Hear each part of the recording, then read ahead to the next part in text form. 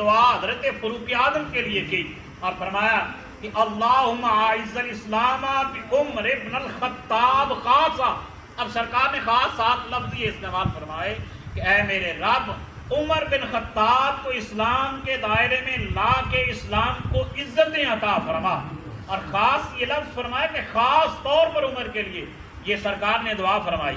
لیکن اس پر دیگر حدیث بھی ملتی ہیں، ہم اس طرف نہیں جاتے. ایک حدیث سنا کے پھر حضرت امام سرکار دو جہاں صلی اللہ علیہ وسلم نے آقا دو جہاں صلی اللہ علیہ وسلم نے اب حضرت سیدنا فاروق اعظم رضی اللہ تعالیٰ عنہ آپ کی شہادت کی خبر آپ کے وصال سے کئی سال پہلے دے دی تھی. اب یہ حدیث مبارکہ امام بخاری نے بھی نقل فرمائی ہے، امام مسلم نے بھی لکھی ہے، امام ترمذی نے لکھی ہے، امام سنن نسائی نے اور ابن ماجہ امام ابو داؤد نے بھی لکھی ہے. جملہ محدثین نے اس حدیث مبارکہ کو لکھا ہے. وہ حدیث کیا ہے؟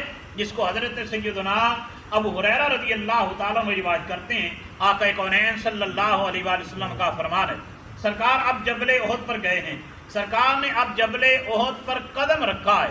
اب پتھر ہے، پتھر کو کیا، ہم نے بھی تو زمین پر قدم رکھا ہے، کبھی ہمارے قدم رکھنے پر بھی زمین جھومی ہے. لیکن سرکار اپنے یاروں کے ساتھ سرکار پہاڑ پر قدم رکھیں، پتھر پر قدم رکھیں تو پتھر جھومتے ہیں، خوشی مناتے ہیں.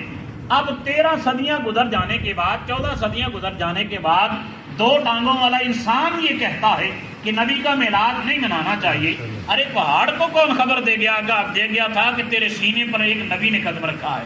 اب پہاڑ یہ جھوم رہا ہے، اور جب جھوما ہے تو حدیث کے لفظ ہیں، ایک حدیث مبارکہ میں ہے اسکت، ایک میں ہے اسکن. فرما اسکت احد جبل نبی و صدیق و شہیدان. اے پہاڑ تجھے نہیں پتا کہ تجھ پر ایک نبی، ایک صدیق اور 2 شہید موجود ہیں. اب کوئی ہوتا دنیا دار انسان تو وہ یہ کہتا کہ یا رسول اللہ ہم تو آپ کے سامنے کھڑے ہیں، لیکن آپ ہمیں کہہ رہے ہیں کہ ایک صدیق، ایک نبی اور 2 شہید تجھ پر موجود ہیں، تو ہم تو تم آپ کے سامنے حاضر ہیں، لیکن آپ یہ کہہ رہے ہیں. لیکن صحابی جانتے تھے، تھا صحابی وہابی نہیں تھا، اس لیے وہ جانتا تھا کہ جو میرا نبی فرما رہا ہے یہ حق فرما رہا ہے، میری نبی کی زبان سے جو الفاظ نکل رہے ہیں یہ یقیناً پورے ہوں گے. اب آقا کونین صلی اللہ علیہ وسلم نے یہ خبر دی، اور زمانہ جانتا ہے، زمانہ گواہ ہے، تاریخ گواہ ہے، مورخین نے سب نے لکھا ہے کہ حضرت سیدنا فاروق اعظم رضی اللہ تعالی عنہ آپ کو نماز کی حالت میں شہید کیا گیا ہے. اور عین اس وقت کے جب آپ مصلی امامت مصلی رسول پر کھڑے ہو کر نماز پڑھا رہے ہیں، اور جب سجدے میں پہنچے ہیں تو دشمن نے آپ پر وار کیا ہے. اب وار جب کیا ہے تو آپ دوسرا صحابی پیچھے سے آگے آیا ہے، اس نے نماز مکمل کی ہے. اب سیدنا فاروق اعظم رضی اللہ تعالیٰ کو نماز مکمل کرنے کے بعد اپنے گھر لے کے جاتے ہیں. اتنے میں حضرت فاروق اعظم پر غشی طاری ہوتی ہے، آپ بے ہوش ہو جاتے ہیں. جب ہوش آتا ہے تو ساتھیوں سے کہتے ہیں، اب کیا کہتے ہیں؟ کہتے ہیں نبی نماز کا وقت ہے یا نہیں ہے. اب جب یہ پوچھ رہے ہیں، لیکن ہمارا حال یہ ہے کہ ہم نے کوئی بھی کام کرنا تو ہمیں خبر نہیں ہوتی کہ کس نماز کا وقت جا رہا ہے، کون سی نماز ہے، نماز ہم نے پڑھنی بھی ہے یا نہیں پڑھنی. فجر بھی جاتی ہے، ظہر بھی جاتی ہے، یہاں تک کہ 5 نمازیں جاتی ہیں.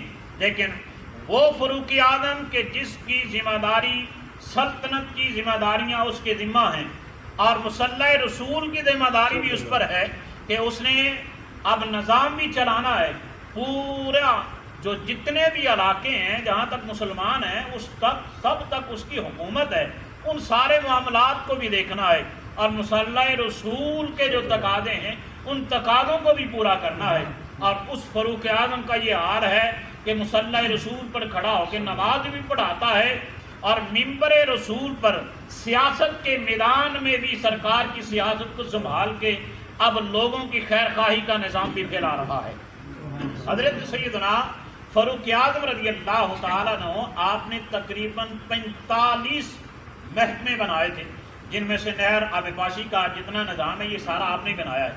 پولیس، فوج اور زکوٰۃ کا، بیت المال کا جو یہ معاملہ ہے، یہ سارے کے سارے محکمے حضرت سیدنا فاروق اعظم نے ہی بنائے تھے. اور حضرت سیدنا فاروق اعظم رضی اللہ تعالی عنہ آپ کے بارے میں سرکار نے فرمایا، اور دوسرے حضرت سیدنا عثمان غنی رضی اللہ تعالیٰ عنہ آپ کے ساتھ تھے جب سرکار نے یہ فرمایا کہ تجھ پر ایک نبی، ایک صدیق اور 2 شہید موجود ہیں، تو حضرت سیدنا فاروق اعظم کو بھی شہید کیا گیا اور حضرت عثمان غنی آپ کو بھی شہید کیا گیا۔ اور کب کیا گیا؟ کہ عین اس وقت کہ جب نماز جمعہ کا وقت ہے اور آپ تلاوت قرآن کر رہے ہیں، اور 40 دن تک اب لوگ حضرت امام حسین وہ حضرت عثمان کا 40 دن بھوکا اور پیاسا رہنا یاد نہیں رکھتے۔ اب حضرت علی کے بارے میں سرکار یہ فرمائیں کہ من کنتم اعلیٰ فہذا علی مولا، کہ جس ہاتھ کو سرکار بلند کر کے کہہ رہے ہیں کہ جس کا میں مولا ہوں اس کا علی مولا ہے۔ ہمیں اس ہاتھ کی عظمت کا بھی پتہ ہے کہ جس ہاتھ نے اس ہاتھ کو بلند کیا ہے اور جس ہاتھ کو بلند کیا ہے اس ہاتھ کی عظمت کو بھی ہم جانتے ہیں، لیکن یارو یہ یاد رکھو کہ جو ہاتھ بھی عظمت والا ہے جس کے بارے میں سرکار نے خود فرمایا تھا کہ ہادی